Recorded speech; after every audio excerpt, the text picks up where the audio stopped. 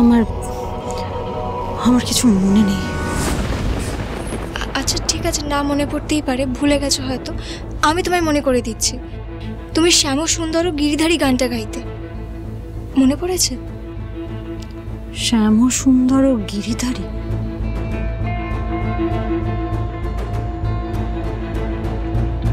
আচ্ছা ঠিক আছে ঠিক আছে, তোমাকে গান গাইতে হবে না, তুমি শুধু আরতিই করো। ঈশ্বর যে তোমাকে আমাদের মধ্যে ফিরিয়ে দিয়েছেন এই তো অনেক। হ্যাঁ দাদু, সেটাই মনে হয় ভালো হবে। ওকে দেখেই মনে হচ্ছে যে ও খুব টায়ার্ড, যা ধকল গেছে ওর উপরে। তুমি বরং আজ একটু বিশ্রাম নাও। সেই ভালো, বিশ্রাম নাও। তবে আমার তোমার কাছে কিছু জানার আছে দিদিভাই। তোমার মনে আছে দিদিভাই, তুমি আমাকে কথা দিয়ে গিয়েছিলে যে আমাদের ইষ্ট দেবতার মূর্তি তুমি ফিরিয়ে আনবে। সে মূর্তি কোথায়? আমি জানি, একমাত্র তুমিই জানো আমাদের ইষ্ট দেবতা কোথায় আছে। রীতি আমাকে বলেছিল যে সে মূর্তি তোমার কাছে ছিল। কোথায় গেল সে মূর্তি দিদিভাই?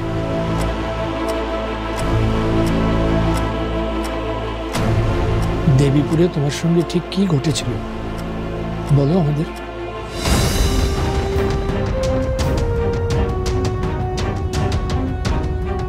খড়ি, কি হয়েছে বলো তো তোমার? না মানে এই বাড়িতে আসার পর থেকে দেখছি তুমি কিরকম অন্যরকম হয়ে আছো। আমাদেরকে কাকিমণি পিসিমণি বলে কাছে টেনে নিচ্ছ না? আচ্ছা খড়ি, বলছি যে তোমার কিছু মনে নাই পড়তে পারে, তোমার কি সমস্যা আছে বলতে পারো আমাদের? আমি বলছি।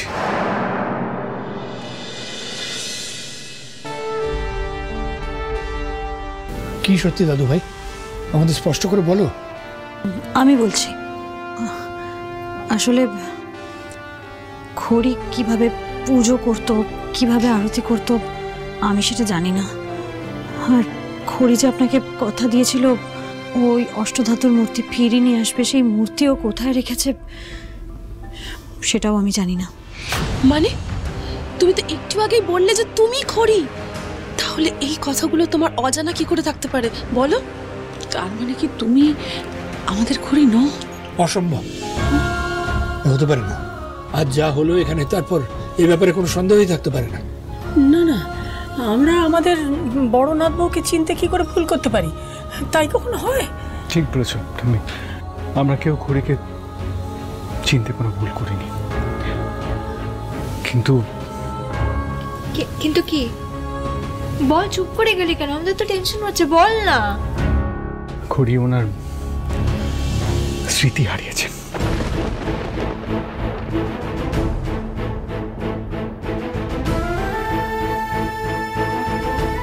আমার অনেকদিন ধরেই খটকা লাগছিল।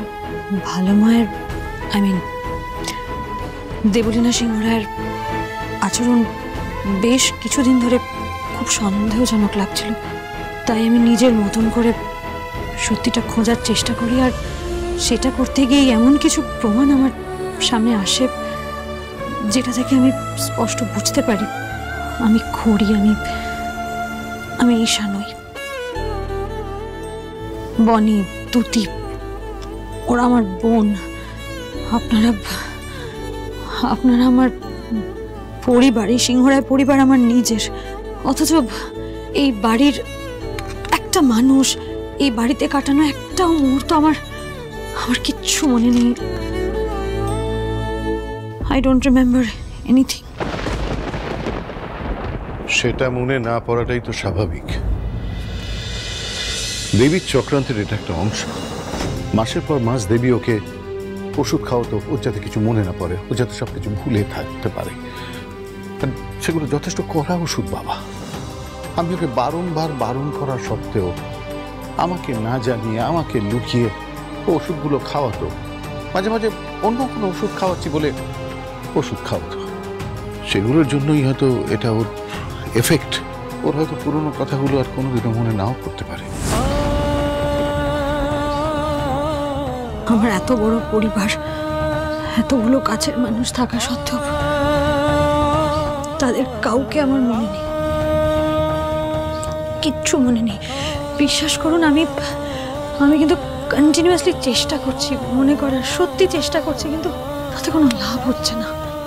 একমাত্র খুব টেন্সড কোনো সিচুয়েশনে, খুব স্ট্রেসে আবছা কিছু ছবি আমার চোখের সামনে ভাসে, কিন্তু এক্স্যাক্টলি কি ঘটেছিল প্রপার কোনো ইমেজ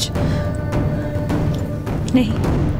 কিন্তু আজ মেজমার সাথে আপনি যেভাবে কথা বলছিলেন তারপরে তো মনে হচ্ছিল যে আপনি সত্যি। ওগুলো সবই শোনা কথা, পুরনো কথা মনে করানোর জন্য মিস্টার সিংহ রায় আমাকে অনেক কিছু জানিয়েছেন।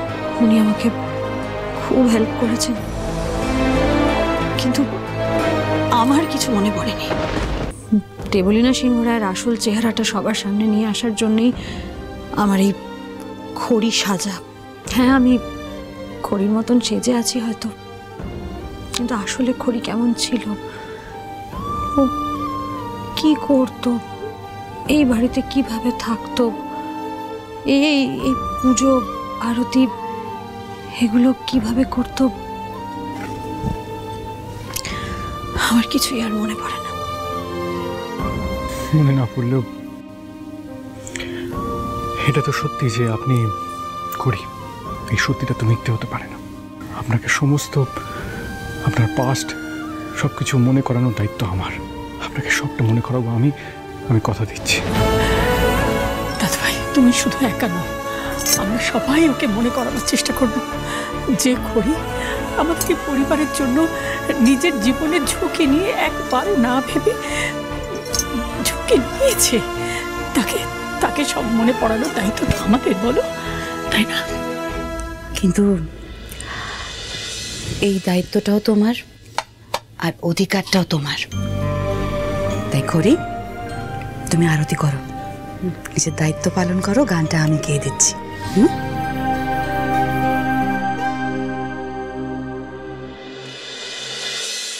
শ্যাম সুন্দর গিরিধারী, শ্যাম সুন্দর গিরিধারী,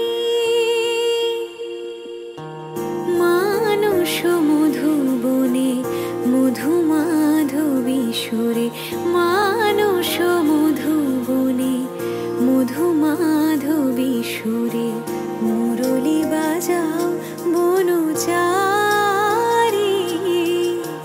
মুরলী বাজাও বনচারী, শ্যাম সুন্দর গিরিধারী,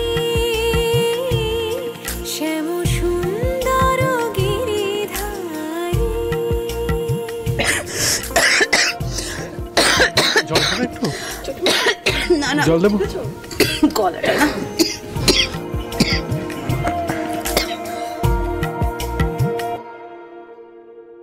মধুরাতে হৃদয়ে এসো, মাধবী চাঁদ হয়ে এসো, মধুরাতে হৃদয়ে এসো, মাধবী চাঁদ হয়ে এসো, হৃদয় তুলিও ভাবের উজান, হৃদয় তুলিও ভাবের উজান, রস যমুনা বিহারী, শ্যাম সুন্দর গিরিধারী, শ্যাম সুন্দর গিরিধারী।